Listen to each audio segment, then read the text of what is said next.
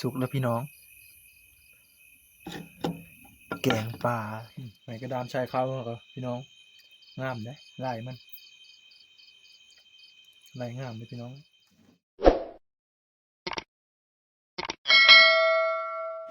ทักทายสบายดีตอนเช้าๆนะทุกคนมื้อนี้ก็สิไปหาลัดเสานะทุกคนนะไปหาลัดเสาแล้วก็ยามเหี่ยวหมูเลยเชื่อเหี่ยวหมูลังนึงนะทุกคนมาลุ้นกันว่าเฮายามมันสิหมานหรือบ่เมื่อคืนนี้ก็ยามบ่หมดนะไปยามกันตอนนี้ก็มาฮอดบนเหี่ยวนะทุกคนนะ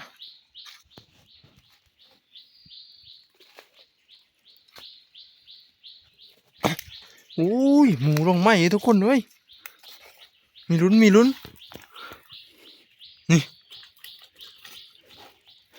มาก็ลงไหมพอหมูก็ลงไหมอีกบัดนี้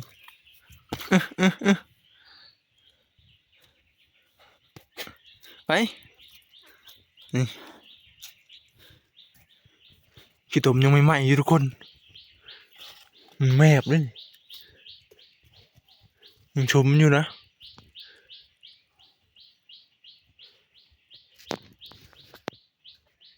โอ้ถ้าเขาเอ็ดอยู่วันนี้เนี่ยอาจจะถึกนะพี่น้องวันนี้หลังนึงชิมเฮ็ดอยู่นี่นะหลังตัวนั้นกันอยู่พุ่นละทะเลยามนะทุกคนไปซ้ำเลือจ้ะ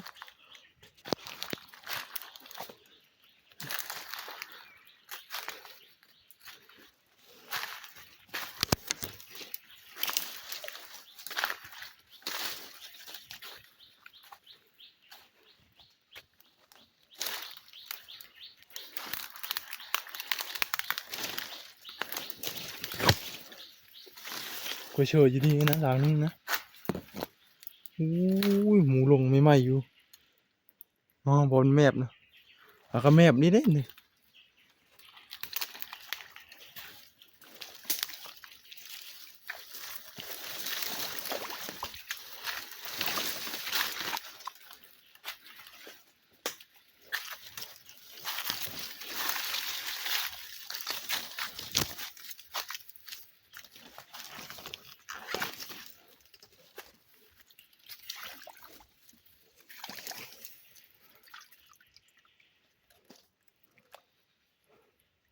ทุกคนก็เชื่ออยู่พานั้นเนาะจะเป็นไปเลยยังมีถือเนาะนี่วันนี้ก็ไม่ไหมอยู่เยอะไม่ไหมอยู่ทุกคนยังไปทางเลือดยังคืนนะอาจจะคืนนะโอ้คอมเมนต์ห้ามไปนิดพอมีลุ้นนะทุกคน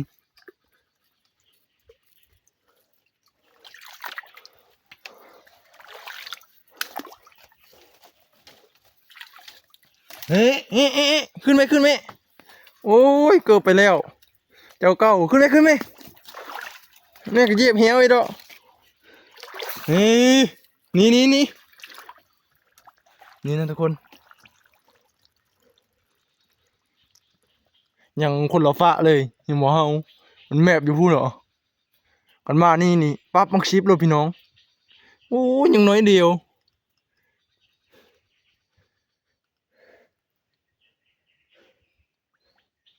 เดี๋ยวชิว่างมันเหี่ยวล้างต่อไปนะพี่น้องล้างนี่โอ้ยประมาณเลยล้างนี่วางไว้ต่อหน้ามันนี่มันมาบ่ฮอดนะตัวนี้เกือบฮอดตัวนี้นี่ยังน้อยนึงตัวนี้ก็เลยเอินไว้ทันเริ่มว่าเงี้ยแล้วมาอยากถึกเหี่ยวบ่เด้อฮะโอ้ยยังน้อยเดียวไหมตอนนี้เหี่ยวเขาก็ได้ว่างแล้วนะทุกคนนะอยู่บนนั่นแหละบนมันข้ามคอร์ดนั่นแหละโอ้เสียดายนะทุกคนรอบนี้เนาะหมู่ไปบ่ฮอดยังมีประมาณ2-3ย่างนะโอ้น่าเสียดายนะทุกคนท่านค่อยว่างตั้งแต่รอบทมิตพูนกับ3ล่างก็น่าจะมีลุ้นทุกคนเนาะนี่ก็มีลุ้นอยู่แต่มันบ่ถึกนะถ้าวาง3ล่างนี่โอ้ยหิวมือแล้วบัดนี้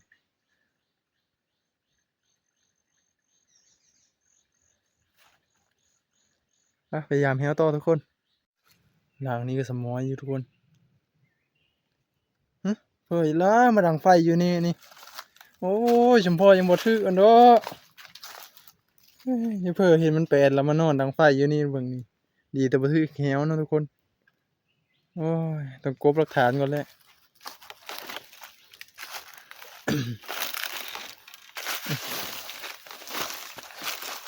มีหมูเห็นหมูแค่นี่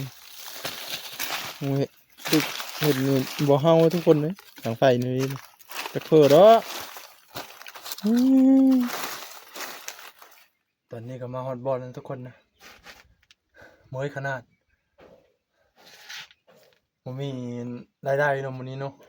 เดี๋ยวจังน้อยจะไปหาเสื้อกลับนะหาเสื้อกลับแล้วก็หาร้านแรงนะทุกคนเนาะตอนนี้ก็ปั้นนั่นมะขามมาเข้าไปก่อนพี่น้องเอามะขามมานะมะขามกลางนะหลังจากอุ่นท้องแล้วก็วันนี้ก็สิมาหาแนวปั้นมื้อแรงนะทุกคนเนาะสิมาหาซาปลากังนะทุกคนมาลุ้นนำกันว่าเราสิได้หรือบ่นะตอนนี้ก็มาฮอดวางเฮาสิซาทุกคนเนาะป่าก็บอนอยู่นะบ่ฮู้สิมีลายหรือบ่ไปลงมือทุกคน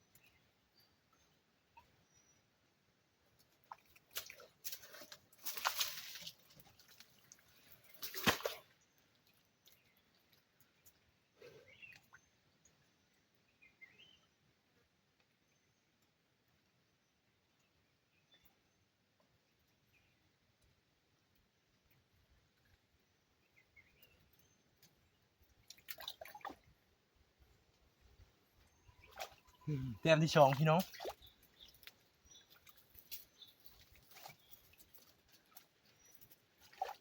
ให้หอกกับปูข่ายพร้อม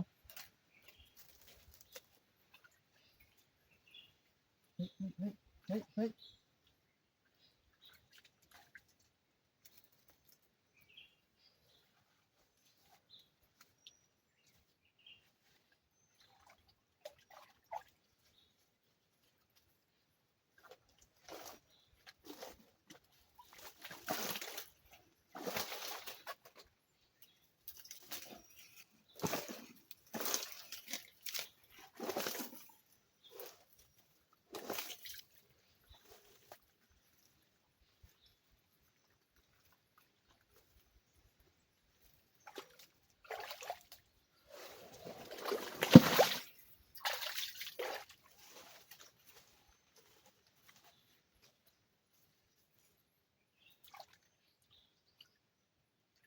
ปูข่ายแล้วพี่น้อง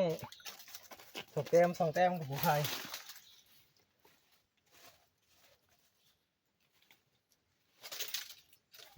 กังปากกังเฮ้ยเฮ้ยเฮ้ย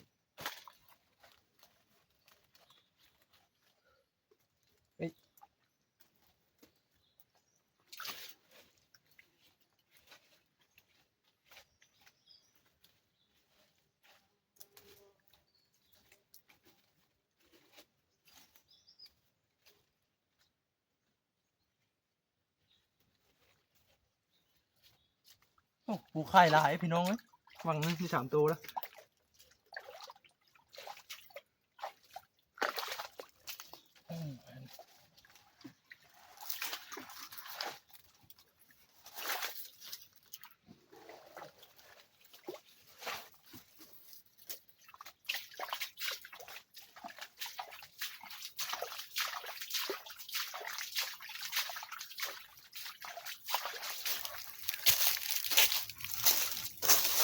วังกินนี้กะ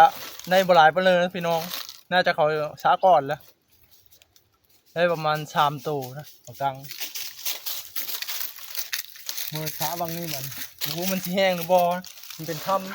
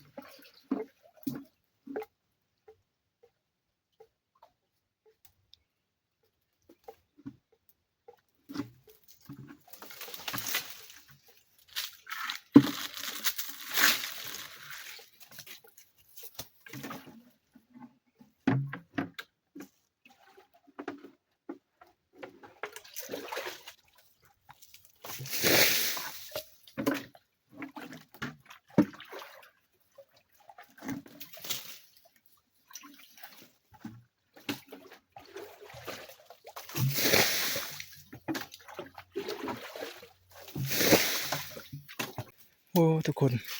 ปลาบหลายเนาะวังนี่ได้ประมาณ2 ตัวก็ได้กบตัวนึงนะพอกินเลยดิหาแผนอื่นนะได้กบตัวนึงกับปูข่ายแน่หาแผนอื่นได้ทุกคนเลยโอ้ปูข่ายลุงจี้ไว้เลย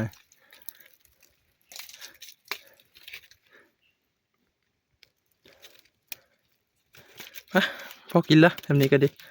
พอแล้วแรงเนาะไว้แกงมื้อแรงหาแผนหากินอื่นนะทุกคนเนาะไปปลาเขาก็ได้บหลายนะพอแล้วแรงวันนี้ก็จะเหมือนหาอยู่กินข้าวนึ่งน้ำแล้วทุกคนเลยไปโอ้2 พงไม่ได้มานอนเฝ้าอย่าว่าหาซอเนอโอ้ยคอยสาปลามันมาชินอนคุณดึงอยู่ แล้วก็เตรียมมือแล้วคุณจักใช่ได้ว่าจะมือเลยยังก่อนโลดตัวนี้ท่านได้ลุกอยู่ไปมือเดือลุกไหมไปมือคุณจักขโมนยึดแนวละตอนนี้ก็ถ้าเขาซุกนะถ้าเขาซุกแล้วก็สีกลางหม้อแกงทุกคน อย่างอีกสักหน่อยนะวันนี้สิมาปรุงแกงป่าเนาะพี่น้อง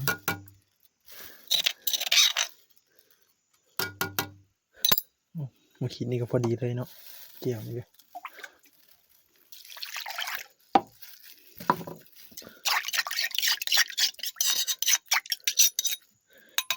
เผ็ดๆเลยพี่น้องแซ่บๆ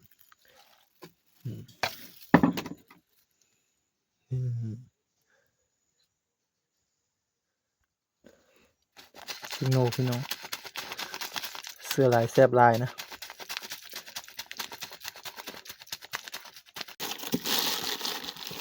เกลือแค่วันลายนะประเดี๋ยวเค็มพอแห้งนะ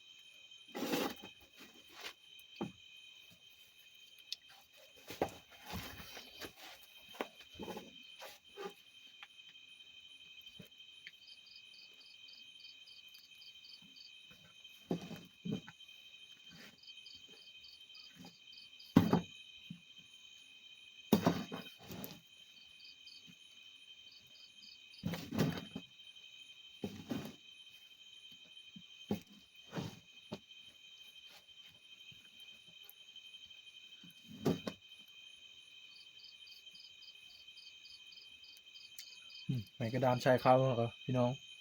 งามได้ลายมันลายงามเลยพี่น้อง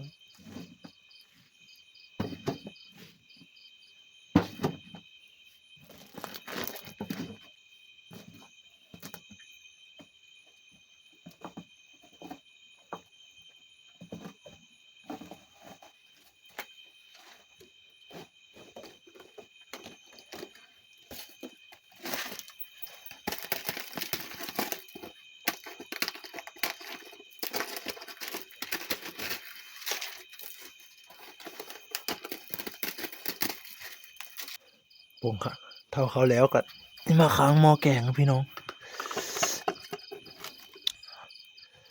ถ้าผัดสุก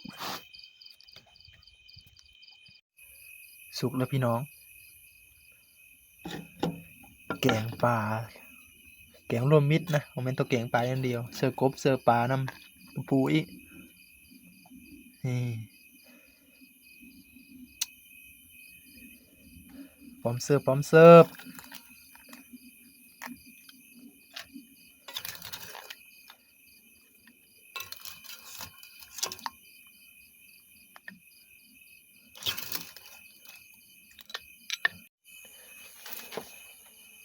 มาเด้อพี่น้องเด้อกินข้าวเด้อ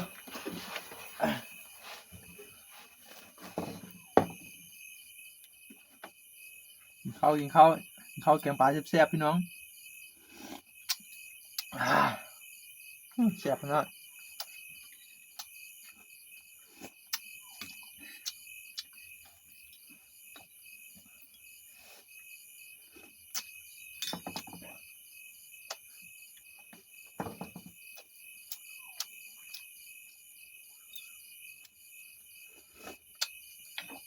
ข้าวฮ้อนพี่น้องแกงก็ฮ้อน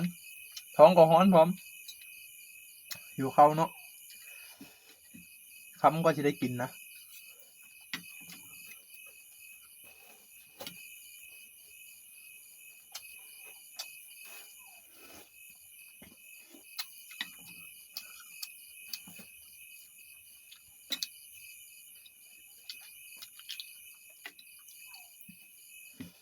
นี่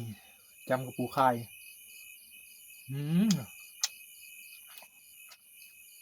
แซ่บขนาดพี่น้องเอ้ย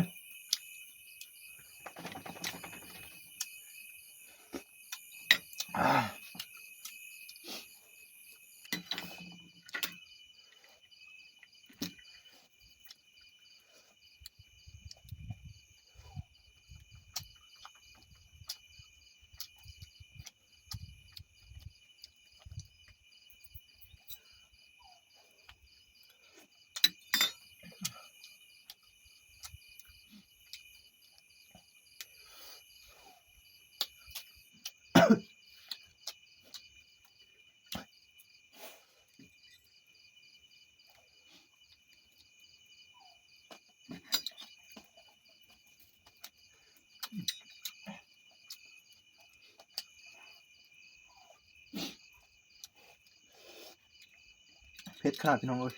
แห้งเผ็ดแห้งแซ่บบ่เผ็ดเราแม่นแกงปลานะพี่น้องเป็นต้มขนมเผ็ดล่ะ